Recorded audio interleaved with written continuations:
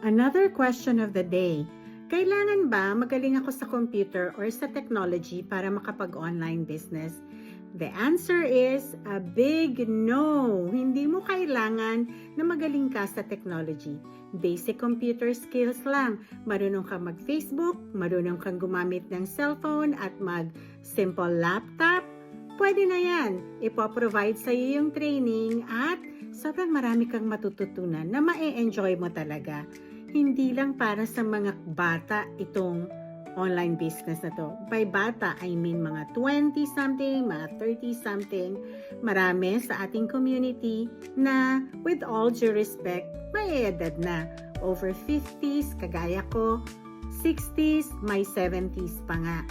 Kaya huwag kang mag-alala, hindi ka dapat mag-worry dahil basic lang na knowledge sa computer at sa cellphone ang kailangan mo.